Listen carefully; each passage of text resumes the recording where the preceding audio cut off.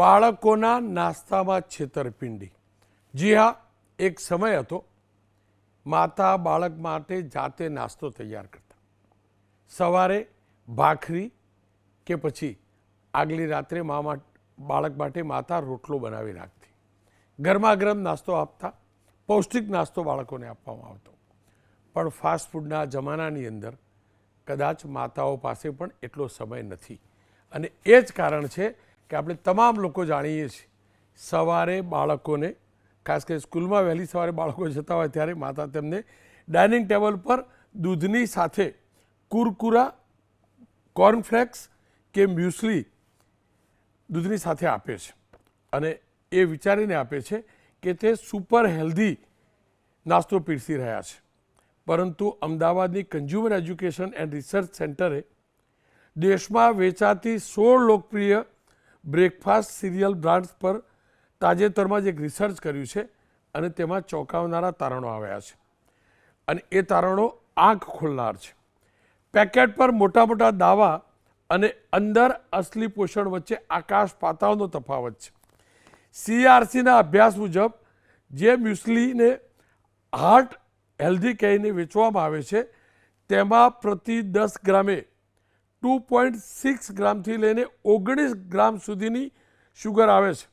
100 ગ્રામે 19 ગ્રામ સુધીની શુગર હોય છે, જે સામાન્ય બિસ્કિટ કરતાં પણ વધુ હોય છે.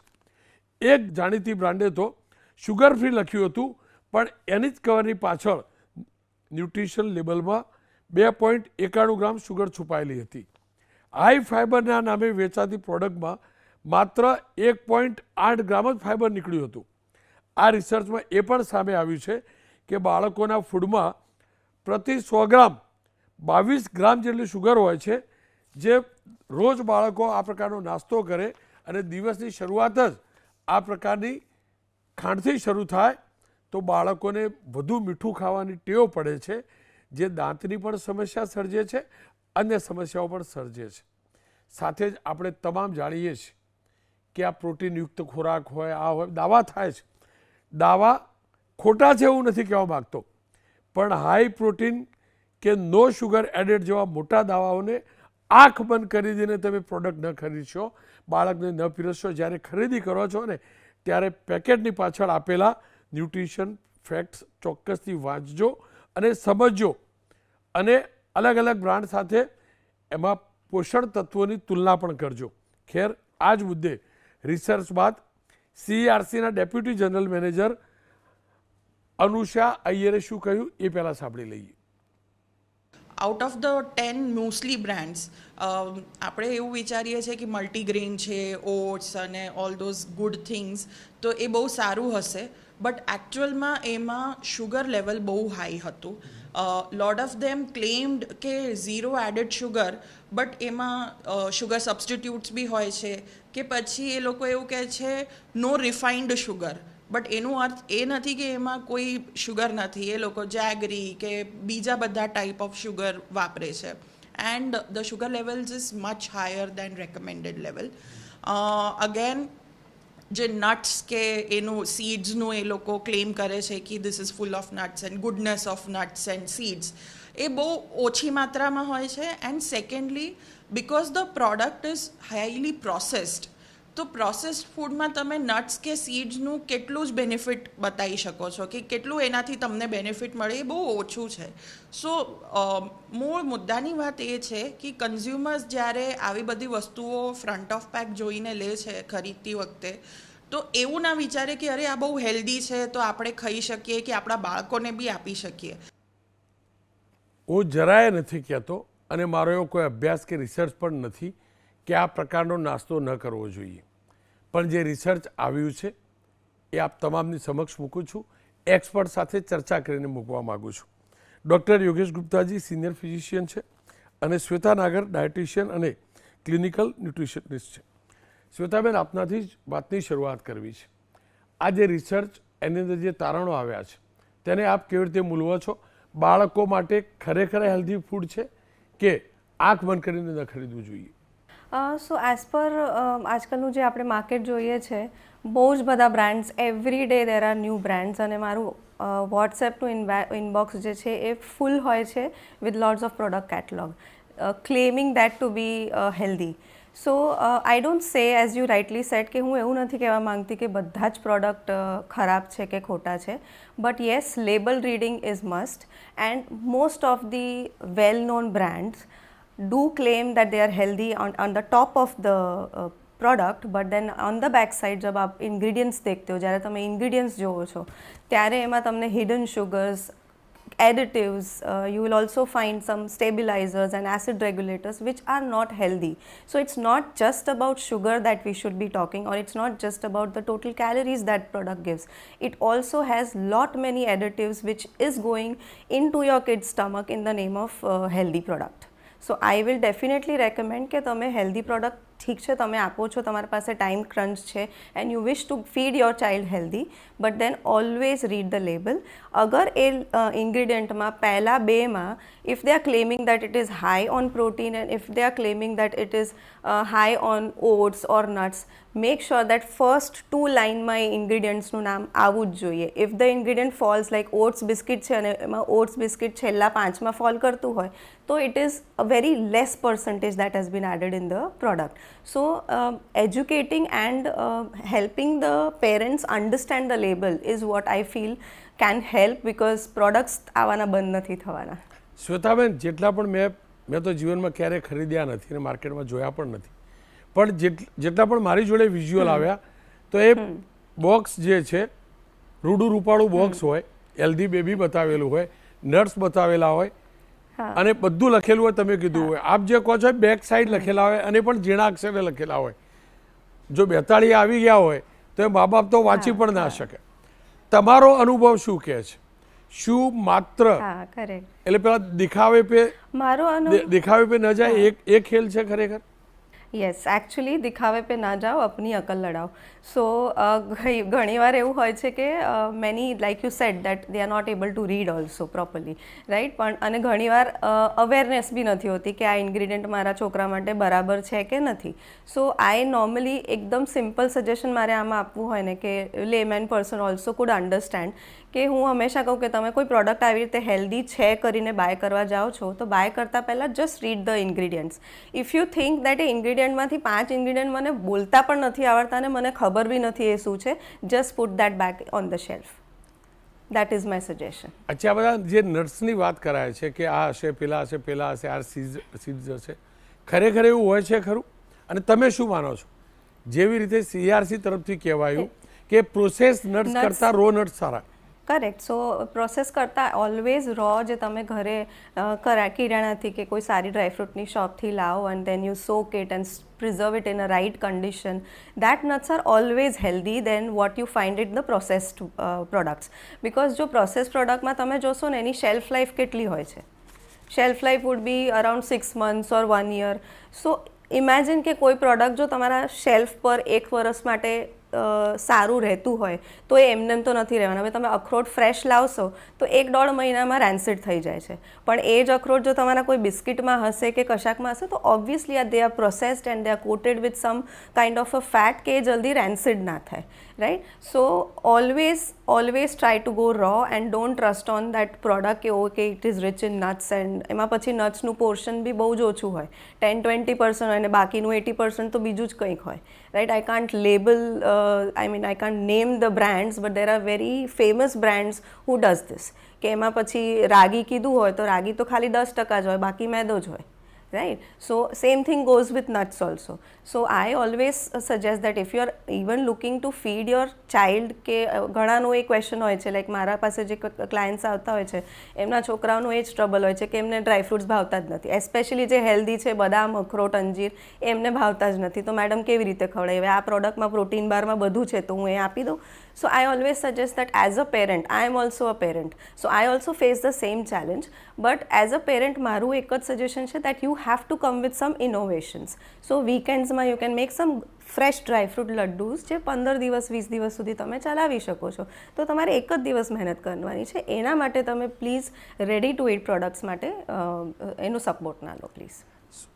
શ્વેતાબેન, તમારી પાસે અનેક પેરેન્ટ્સ આવતા હશે તમે ક્યારે એ સલાહ નથી આપતા કે આ બધું રેડીમેડ છોડો, અડધો કલાક બાળક માટે કાઢો, ભાખરી કે રોટલો બનાવીને ખવડાવો? અને આવું કહો તો પેરેન્ટ્સ, ખાસ કરીને મધર શું કહેતી હોય છે? Absolutely. See, mothers no expression. I will not blame mothers that they are not able to find the time out or they don't want to find the time out. They don't want to take out the time for their kids. But ઘણી વાર challenging પણ હોય છે. But I always tell those parents કે આ મધર્સને એવું જ કહેતી હોઉં છું કે તમારે થોડું પ્લાન કરવાની જરૂર છે. આઈ અન્ડરસ્ટેન્ડ કે સવારે તમારે બી જોબ પર જવાનું છે. You can't make everything fresh and feed your child. But in lieu of achieving something, ખાલી નટ્સ નહીં, તમે નટ્સના સાથે જે પ્રોડક્ટમાં બીજા પેસ્ટિસાઇડ, બીજા કેમિકલ્સ જે ફીડ કરી રહ્યા છો, that is where the concern comes. So I always tell my parents, they always give a sarcastic smile when I say કે no, you have to take out time and you have to become little innovative around what you cook for your child. But to that sarcasm or sarcastic smile, I always say that it's all about pre-planning.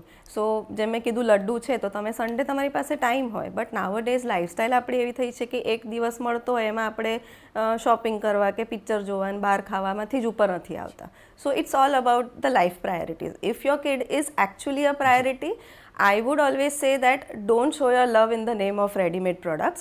Take out at least 2 hours in the whole week to be planned well for the whole week કે તમે આટલું કિડ્સને આપી શકો. Like I have my son who goes to the school and I send 3 meals with him and I make sure that every meal has protein in it. હવે મારા એના સ્કૂલમાં everything is available. I mean breakfast, lunch, snack બધું સ્કૂલમાં આપે છે. But as a nutritionist, I don't trust. That's my problem. It doesn't mean that they don't give good food, but I plan it a day ahead.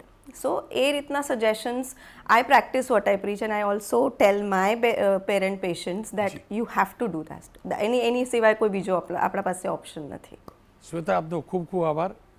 Gupta સાહેબ મારી સાથે જોડાયા. Doctor સાહેબ, જુઓ, દરેક એવું ઈચ્છે કે બાળક તંદુરસ્ત હોય, પણ બાળકમાં મેદસ્વીપણું ના આવે. પણ આ તમામની વચ્ચે સવારના નાસ્તાની આજે ચર્ચા થઈ. મિલાવટવાળી ચર્ચા અલગ છે, આ ચર્ચા અલગ છે. આપ શું માનો છો? કેમ કે આપ આ ફિલ્ડ સાથે જોડાયેલા છો, બાળક પેશન્ટ આવતા છે, ખરેખર ખેલ છે શું?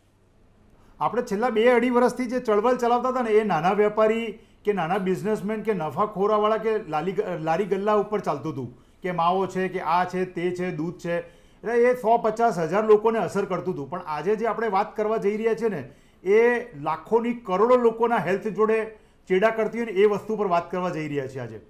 આજે તમે સમજો કે મને એવી કંપનીઓ જોડે કોઈ ગુસ્સો નથી જે જંક ફૂડને નામે જ વેચે છે. આજે કોકોકોલા હોય કે પેપ્સી હોય, એ કોલ્ડ ડ્રિંકના નામે જ વેચે છે. એવું નથી કહેતા કે હેલ્ધી ડ્રિંક આપીએ છીએ આપણે, રાઈટ? સો એ મને ચોઈસ આપે છે કે મારે પીવું હોય તો પીવું. મને ખબર છે કે આની અંદર કેલરીઝ વધારે છે, મારા હેલ્થને નુકસાન કરશે. પણ તમે વિચારો, એવી કંપનીઓ જે અનહેલ્ધી ફૂડને માર્કેટિંગ દ્વારા હેલ્ધી બનાવવાની કોશિશ કરે છે અને આપણા બાળકોને, આપણી માતાઓને, આપણી બહેનોને ગેરમાર્ગે દોરે છે. એ પછી જ્યારે માતાના પેટમાં બાળક હોય ત્યારે એને આયરન સપ્લિમેન્ટ આપો જેની અંદર ફિલર્સ પડ્યા હોય, એને તમે મિલ્ક પીવડાવો જેની અંદર યુરિયા ડિટર્જન્ટ હોય, કે બાળક જ્યારે જન્મે ત્યારે એને તમે મિલ્ક પાવડર આપો કે થોડોક મોટો થાય તો તમે એને dash is the source of my energy અને આવા પાવડર પીશો તો તમારી હાઇટ વધશે, એવી મોટી કંપનીઓના પાવડર હોય. કે પછી એ કાજુવાળા બિસ્કિટ ગણો જેમાં કાજુ જ ના હોય, તમે એવા ફ્રૂટ જ્યુસ ગણો જેમાં ફ્રૂટ જ ના હોય, તમે એવી મુસલી ગણો કે ઓટ્સ ગણો કે કોર્નફ્લેક્સ ગણો જેની અંદર સુગર એડેડ હોય. એ બધી વસ્તુ જે કંપનીઓ છે ને, જે સરોગેટ એડવર્ટાઇઝમેન્ટના નામે આપણા દેશની લોકોને લૂંટી રહ્યા છે અને મેન્યુપ્યુલેટ કરી રહ્યા છે અને હેલ્થ જોડે ચેડા કરી રહ્યા છે ને, એ સૌથી ડેન્જરસ છે. અને તમે માનજો, આ 1000-2000 લોકોની વાત નથી, આ આખી જનરેશનને પતાવી દેવાની અને હિડન અને સ્લો પોઈઝન આપવાની વાત છે. હવે તમે વિચારો, હું બાળકને ક્યારેક પૂછું ને કે મારા પેશન્ટ જોડે બાળક આવે ને, તેને કહું, તું બેટા આ પાવડર કેમ પીવે છે, તું આ આટા નૂડલ કેમ ખાય છે, તો મને કહે, ડૉક્ટર અંકલ वो तो हेल्दी होता है ना, क्योंकि वो फिल्म स्टार बोल रहे हैं कि ये हेल्दी है. તમે કોઈ પાન ગલ્લા, તમે કોઈ પટાવાળાને કે સિક્યોરિટી ગાર્ડને પૂછો ને કે ભાઈ તું મસાલા કેમ ખાય છે, તને કેન્સર થઈ શકે. પણ સાહેબ બોલો, ફિલ્મ સ્ટાર અને સ્પોર્ટ્સ સ્ટાર તો આ કેસરના નામે પાન મસાલા બધાની એડ કરે છે. તમે યુવાનને પૂછો મુસલી કેમ ખાય છે, તો કે સાહેબ બોલો, ફિલ્મ સ્ટાર તો ટેબલ ઉપર આયરન હોય, કેલ્શિયમ હોય, ફાઈબર હોય એવું બતાવે, એટલે એ હેલ્ધી હશે ને. તો તમે વિચારો કે આ સરોગેટ એડવર્ટાઇઝમેન્ટ જે છે ને, જેમાં આપણને મેન્યુપ્યુલેટ કરવામાં આવે છે, જેમાં હેલ્ધીના નામે આપણને અનહેલ્ધી વેચવામાં આવે છે, એમાં આખી જનરેશન, બાળકથી લઈને વડીલ સુધી, આપણને ડિઝીઝ આપણને બીમાર બનાવવામાં આવે છે. તમે મેદસ્વતાની વાત કરી, મારું country diabetic capital of world બની ગયું છે, મારું country obesity capital of the world બની ગયું છે, મારું કન્ટ્રી થોડાક દિવસોની અંદર cancer capital of the world બની જશે. તો કેમ? ખાલી જીનેટિક નથી આ મને એક્વાયર્ડ, એટલે કે મને ધીરે ધીરે ધીરે ધીરે ધીરે ધીરે હેલ્થના નામે જે મને અનહેલ્ધી વસ્તુ આપવામાં આવી રહી છે ને એના કારણે થઈ રહ્યું છે. અને દિવસ રાત અમે આવા કિસ્સાઓ અને આવા કેસ જોઈ રહ્યા છીએ. ડૉક્ટર, આનો ઈલાજ શું? એનો ઈલાજ 3 જ કે 4 જ વસ્તુ છે રોનકભાઈ. એક, મારા બાળકને મારે કરિક્યુલમની અંદર લેબલ વાંચતા શીખવાડવું પડશે અને એને ડરાવવું પડશે કે ભાઈ તું લેબલ વાંચ, અને આની અંદર જે આ બીમારી છે, તારા ઘરમાં જે બીમારી છે ને એના માતા પિતા દાદા દાદીની બીમારીની દર આપવી પડશે. એ જ્યારે હું બાળકને ડરાવીશ ને, તમને કદાચ ખોટું ખરાબ લાગતું હશે પણ બાળકને ડરાવીશ ને ત્યારે એ સમજશે કે ન્યુટ્રિશનલ વેલ્યુ જોવાની જરૂર છે, લેબલ જોવાની જરૂર નથી. લેબલની અંદર healthy biscuit, healthy fibres, healthy powder એવું નહીં, પાછળ શું લખ્યું છે ને જોવું જરૂરી છે. બીજું, સરકારે સમજવું પડશે. પાન મસાલા ઉપર તમે કેન્સરનો ફોટા મૂકો છો ને એ રીતે આ હેલ્ધી વેચનારી કંપનીને કહો કે ઉપર જે છે ને ટેગલાઇન ના મૂકે, ઉપર એ લોકો જે એમના મેઇન કન્ટેન્ટ છે ને એ છાપે. એ પાવડર, મિલ્ક પાવડર ઉપર લખવું જરૂરી છે કે શુગર કેટલું છે, એ ફાઇબર, એ કેશ્યુ બિસ્કિટ પર લખવું જરૂરી છે કે કાજુ કેટલું છે, એ ફાઇબર ઉપર લખવું પડશે કે ફાઇબર કેટલું છે. અને ત્રીજી વસ્તુ, જ્યાં સુધી મારા ફસાઈને પાવર નહીં આપીએ ને, હું તમને નાનું એક્ઝામ્પલ આપું તમને. અત્યારે તમે આ મોટી કંપનીઓની જે નામ લઉં છું ને, કોઈ નામ લેતા બી બધા ગભરાય છે. તમે જુઓ, કેમ કે તમને ખબર છે કે ધ મુમેન્ટ તમે ટીવી પર નામ લીધું નથી અને એની લીગલ ટીમ એક્ટિવેટ થઈને તમારા પર કેસ ઠોકશે, એની 100% ગેરંટી છે. આ મોટી કંપનીઓનો માર્કેટિંગ પર એટલો મોટો એક્સપેન્સ છે કે ફિલ્મ સ્ટારો અને સ્પોર્ટ્સ સ્ટારો એને એડવર્ટાઇઝમેન્ટ કરે છે. અને ફસાઈની અંદર જે ચેન્જીસ આવે છે ને સાહેબ, અમેન્ડમેન્ટ જે આવે છે ને એ એમના માટે આવે છે. કેમ કલરની અંદર ફસાઈમાં સડન ચેન્જ આવી ગયા? કેમ ટાઇટેનિયમ ઓક્સાઇડ અવેલેબલ થઈ ગયું? કેમ એનાલોગ પનીર અલાઉ કરે છે એ લોકો? કેમ કે આ કંપનીઓને જરૂર છે અને એ પૈસા વેડફી રહી છે પોતાની જાતને બચાવવા માટે. એટલે આપણા પોલિસી મેકરે સમજવું પડશે કે આ જે બીમારીના કેપિટલ બની રહ્યા છે ને એની જગ્યાએ healthy capital of the world બનવાની જરૂર છે. અને આપણે અવેરનેસ નહીં, ડરાવવાની જરૂર છે હવે. ડૉક્ટર, આપનો ખૂબ ખૂબ આભાર. કે ફરી એકવાર કહું છું, સવારે પૌષ્ટિક આહાર બાળકને મળે તે જરૂરી છે. પૌષ્ટિક આહાર પડીકામાં જ હોય એવું જરૂરી નથી. પડીકામાં નથી હોતો એવું નથી કહેતો, પણ પડીકા ઉપર એક્ઝેક્ટ વાંચજો તો ખરા ખરેખર છે શું. માત્ર ફ્રન્ટ સાઈડનો ફોટો જોઈને એ ખરીદી કરી બાળકને સવારના ન પીરસતા. અને વધુ સમજવું હોય ને તો તમારા પરિવારમાં દાદા કે દાદી હોય એમને ચોક્કસથી પૂછજો કે તમારા વડીલ એટલે કે તમારા મા બાપ એ એટલા હેલ્ધી કેમ રહ્યા છે. એનું કારણ એ છે કે અમારી દાદીએ, અમારી માએ વહેલી સવારે ઉઠીને રોટલો ખાડીને એનો લોટ બનાવીને દૂધ સાથે પીવડાવ્યો છે, ભાખરી ગરમ બનાવીને ખવડાવી છે. શક્ય છે કે આ જમાનામાં એ શક્ય ન હોય, ભાગદોડની આ જિંદગીમાં, પણ બાળકના આરોગ્યથી તો બધું કશું ન હોઈ શકે ને. થોડુંક વિચારજો, થોડુંક વિચારે. આજે પણ ગામડામાં એ ટ્રેડિશન છે, આગલા દિવસનો રોટલો બાળક માટે બનાવીને રાખો ને સવારે દૂધ સાથે, તાજા દૂધ સાથે ખવડાવો. શહેરની અંદર ઓછું થઈ ચૂક્યું છે, લગભગ નહીવત છે. બસ ખવડાવો, આપ તૈયાર પણ ખવડાવો, કોઈ તકલીફ નથી.